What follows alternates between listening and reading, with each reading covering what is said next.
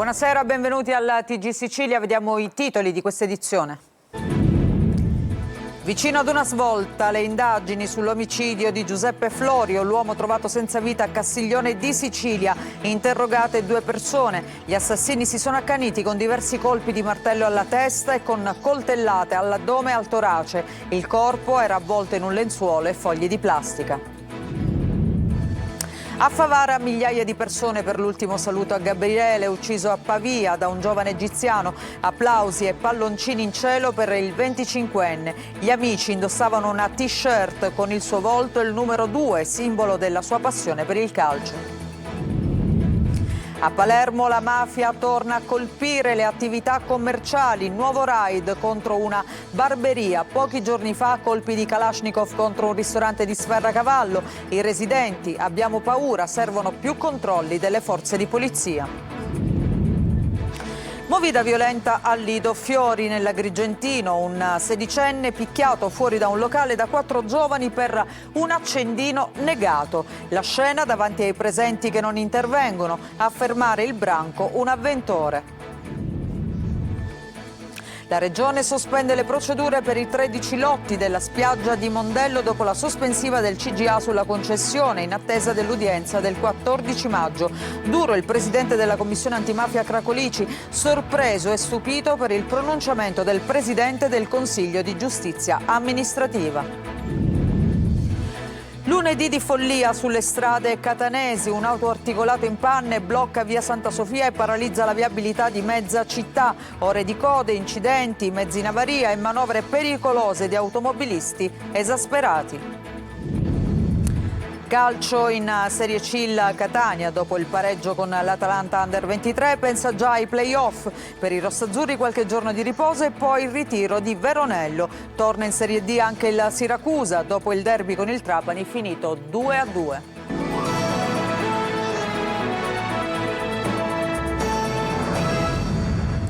Ancora ben trovati, in apertura sarebbero vicino ad una svolta le indagini sull'omicidio di Giuseppe Florio, l'uomo che è stato trovato senza vita a Castiglione di Sicilia. Interrogate 2 persone. Sentiamo Lorena Dolci.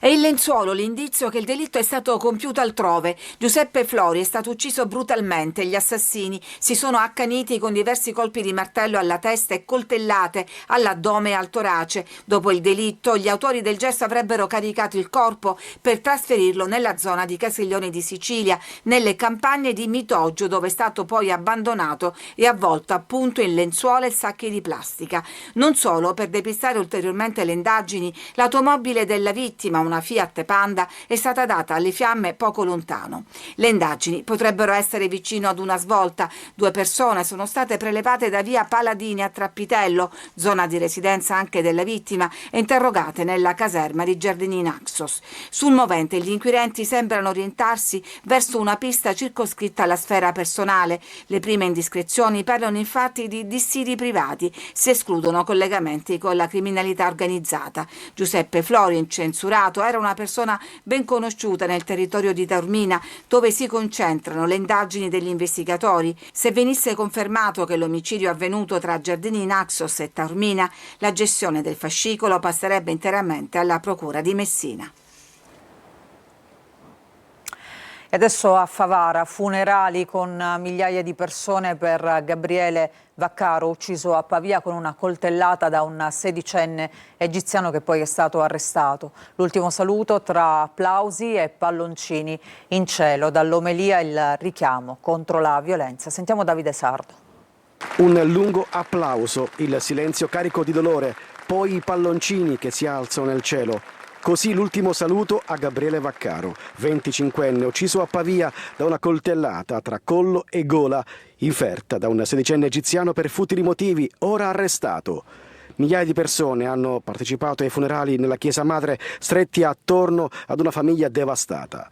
Gli amici più cari indossavano una t-shirt con il suo volto e quel numero 2, simbolo della sua passione per il calcio. A officiare la funzione l'arcivescovo Alessandro Damiano, che ha parlato di una lacerazione profonda e di una morte assurda, chiedendo responsabilità e un impegno concreto contro violenza e smarrimento tra i giovani. Un grande dolore che ahimè si iscrive in un susseguirsi di gesti violenti, incomprensibili e inaspettati, che ci rivela, ecco, una vita sociale ripiegata su se stessa. Presenti anche il sindaco di Pavia ed il prefetto di Agrigento Salvatore Caccamo. Una piccola cosa che si poteva fare per venire qua e testimoniare, insomma, che Pavia è vicina, che Pavia è solidale, che Pavia ha perso un figlio perché era una persona che è venuta a Pavia per lavorare. Quindi per fare qualcosa di nobile e ha perso la vita, questo non è accettabile. Ci batteremo in tutte le sedi, in tutti i posti dove potremmo ottenere giustizia per Gabriele, ma nessuna violenza, nessuna vendetta. Siamo qua a raccoglierci nel nostro dolore. Un dolore che attraversa due città e interroga tutti, un addio che diventa monito, restare umani. Abbiamo paura, occorrono più controlli. A Sferracavallo i residenti chiedono la presenza costante delle forze di polizia. Intanto un altro raid mafioso è stato compiuto contro una barberia. Il sindaco Lagalla dice: resteremo accanto ai commercianti con sostegni economici. Sentiamo Marco Gulla.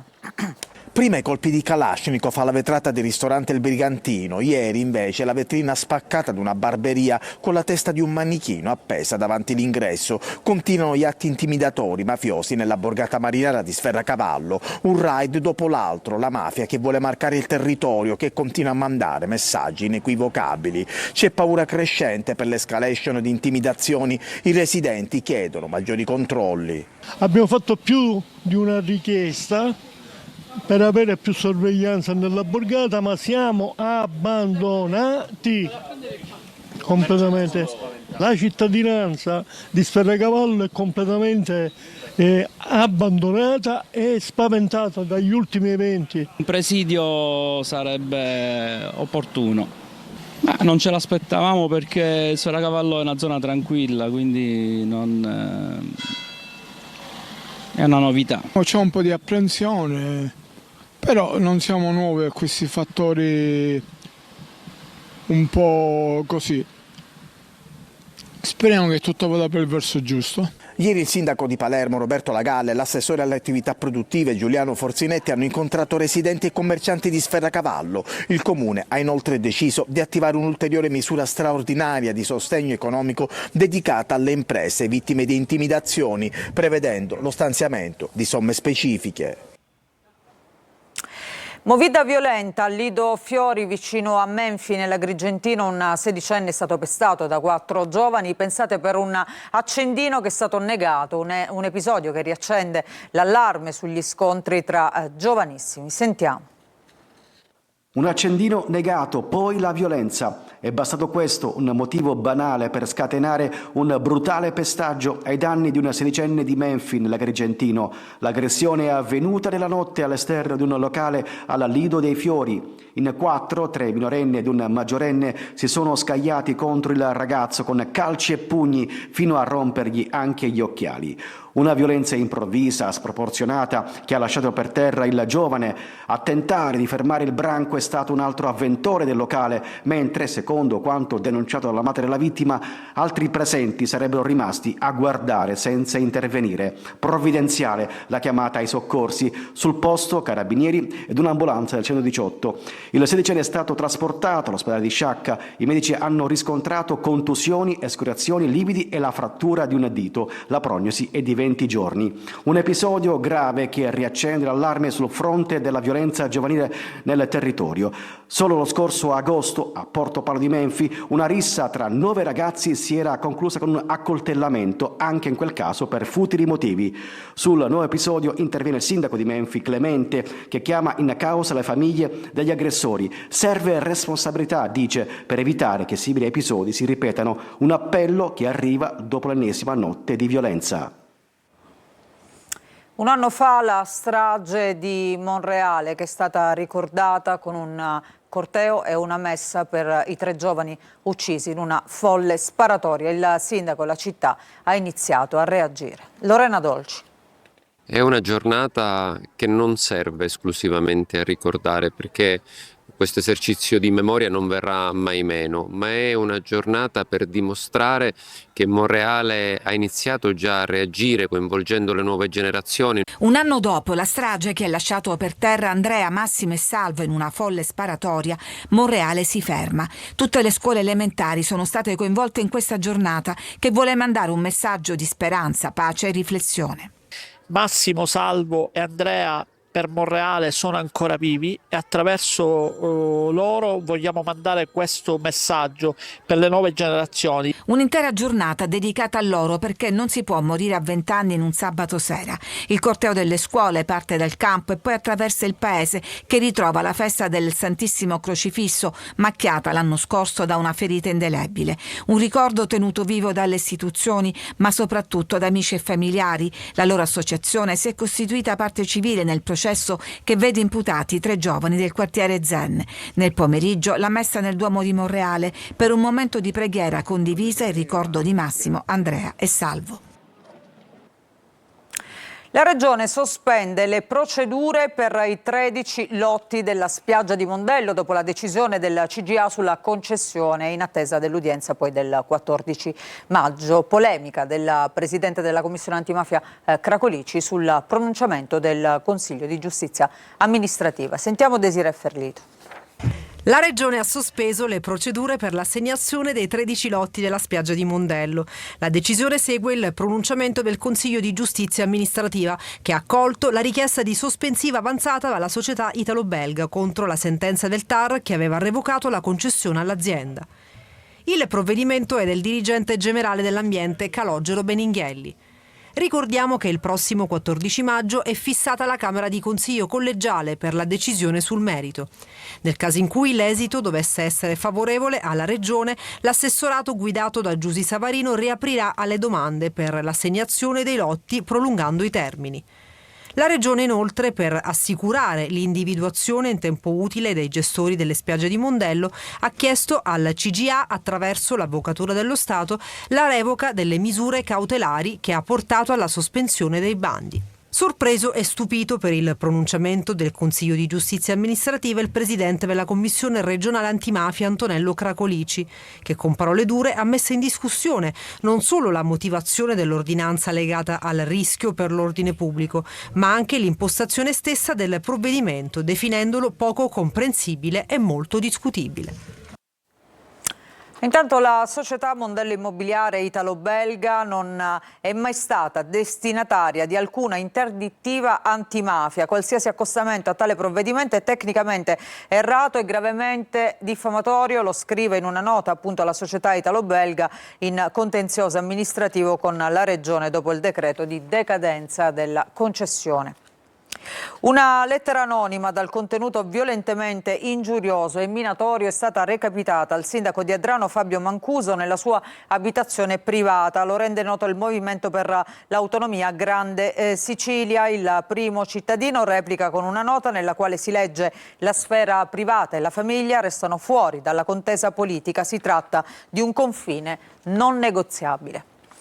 E adesso appunto la politica, ma la politica regionale in vista del rimpasto della Giunta. Schifani chiede ai partiti i nuovi nomi entro fine mese. Forza Italia frena sulle deleghe, Fratelli d'Italia prende tempo. Luca Ciliberti.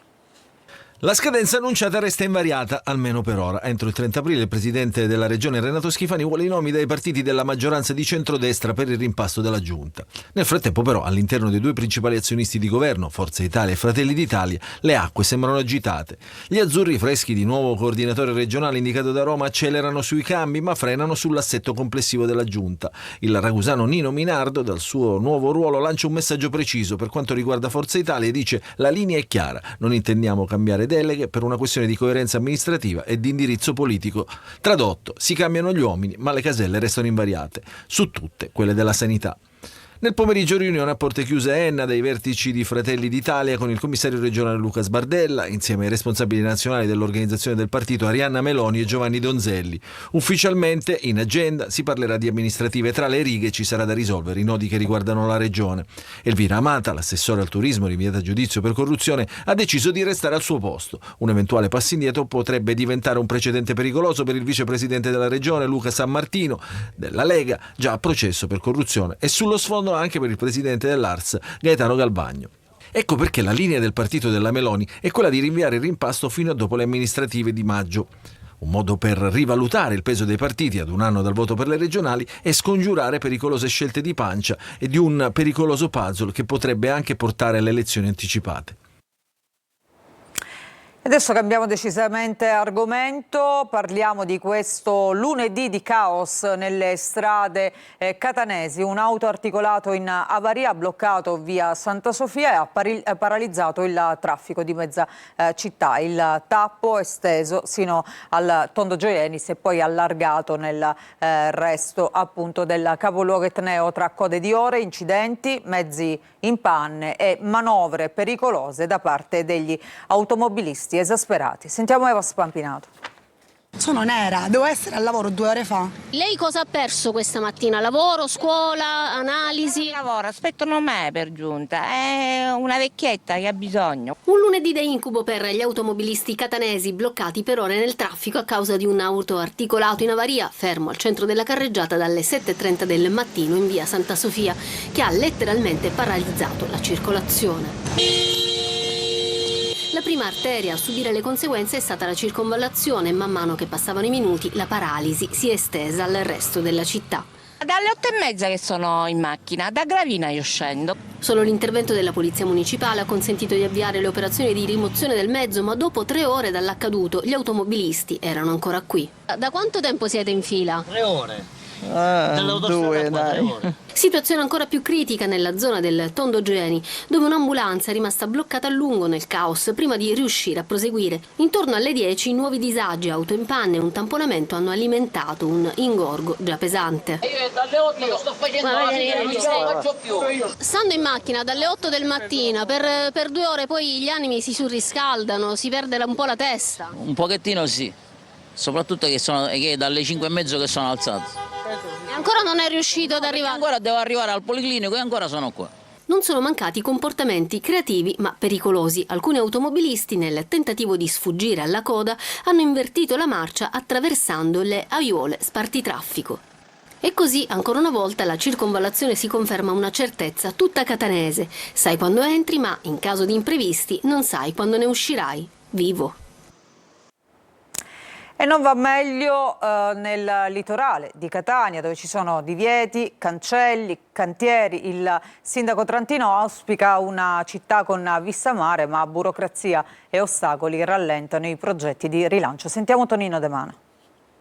È un accesso al mare tra cancelli, cantieri e divieti. Con meno solarium quest'anno non ci saranno le piattaforme ad ogni e Piazza Europa, in questo caso per un contenzioso giudiziario per la presenza di uno scarico fognario, e più propositi, come quelli del sindaco trentino che auspica una città con vista mare.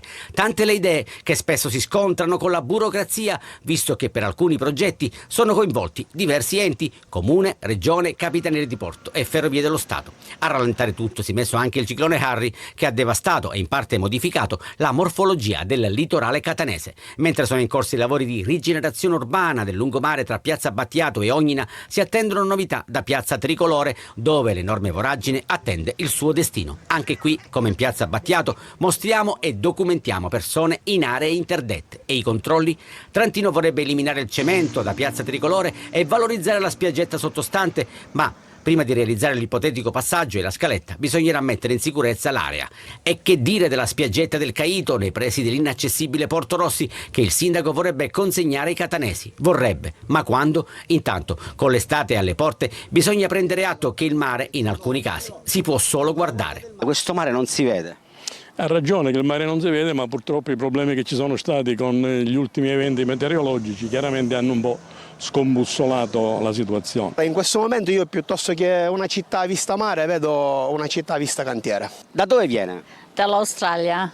Esattamente da dove? Geelong, che è un'ora di strada di Melbourne. Lei vorrebbe vedere il mare, ma? Lo vedo ma non lo posso toccare. Mare bello ed impossibile, come canta Gianna Nannini. Allo stadio Nicola De Simone di Siracusa si è giocato il torneo dei licei, un'iniziativa che ha coinvolto 3 scuole tra agonismo e fair play per una mattinata all'insegna del divertimento. Ce la racconta Francesca Loi. Le squadre scendono in campo. Al Nicola De Simone di Siracusa si gioca il torneo dei licei. Siamo venuti impreparati, però per fortuna abbiamo tanti ragazzi che lo fanno come sport, alcuni anche a livello agonistico, quindi su questo punto di vista siamo avvantaggiati. 3 le rappresentative, Quintiliano, Gargallo ed Einaudi, per una mattinata all'insegna dello sport. Tramite lo sport loro possono capire quali sono le difficoltà della vita, ma anche quali sono le gioie della vita. Chi non gioca è in tribuna, si segue la partita, quando serve si incita la squadra della propria scuola, ma consapevoli che non ci sono rivalità. Non si tratta solo di una giornata all'insegna dello sport, all'insegna del valore del fair play, ma anche all'insegna dei valori come i legami, le amicizie. La prima partita è andata bene, i ragazzi hanno fatto una grande prestazione. In questa prima edizione del torneo giocano soltanto i ragazzi, ma per la prossima si sta già pensando alle squadre femminili. Questa è la partenza, come tutte le partenze poi hanno necessità di essere rodate, migliorate, quindi ci proponiamo di aggiungere delle quote rosa per il prossimo anno. Facciamo una pausa a proposito di calcio, tra poco parleremo della Serie C, finito il campionato, la stagione regolare, adesso il Catania pensa ai play-off mentre Trapani e Siracusa alla Serie D. Vi aspetto tra poco.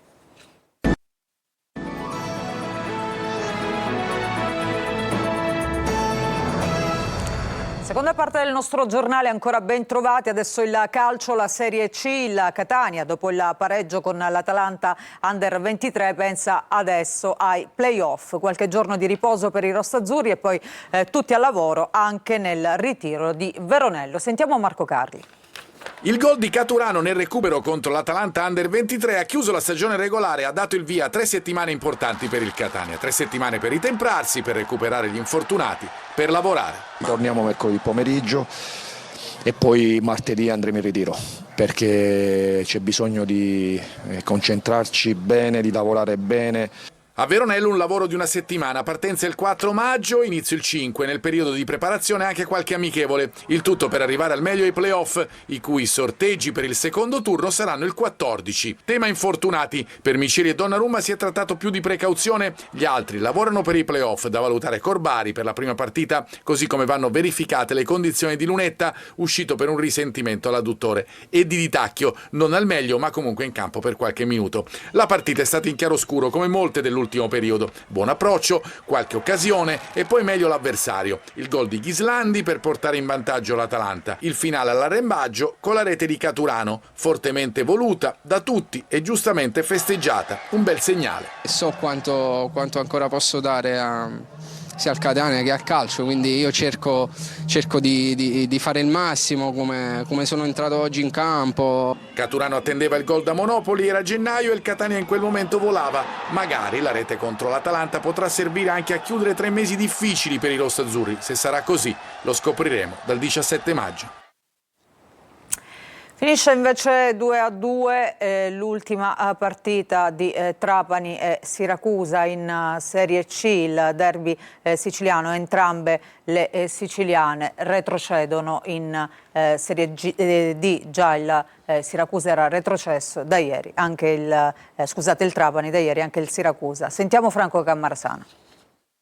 Dopo il Trapani anche il Siracusa in Serie D, la squadra di Turati non va oltre il pari al provinciale in una partita che doveva vincere per sperare di disputare i play-out, pur sapendo che il successo non le sarebbe bastato senza concomitanti risultati a lei favorevoli di Foggia e Giuliano.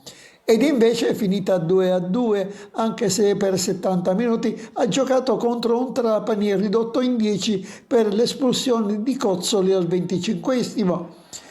Il colpo di testa vincente di Di Paolo al 35esimo su cross di Valente sembrava avesse indirizzato la partita sui canali favorevoli alla squadra di Turati, che al 15esimo della ripresa si faceva però sorprendere su una perentoria incursione di Wilkeman che consentiva a Stauciuk di spingere la palla in rete sulla respinta di Farroni. 3 minuti dopo l'ottimo Galeotti abbassava la saracinesca sui tiri di Cancellieri e Di Paolo e il Trapani, ultimo sì ma non per orgoglio, si portava addirittura in vantaggio al 31esimo con Napolitano.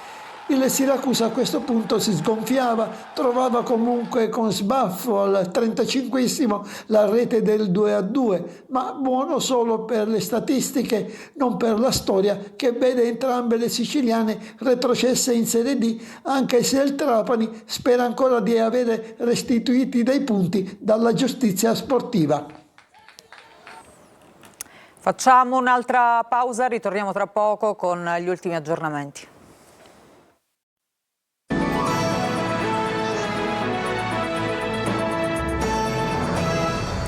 Noi ci fermiamo qui, non ci sono altre notizie, il TG Sicilia appunto termina qui e vi ringrazio per essere stati con noi, a tutti voi un buon proseguimento di serata.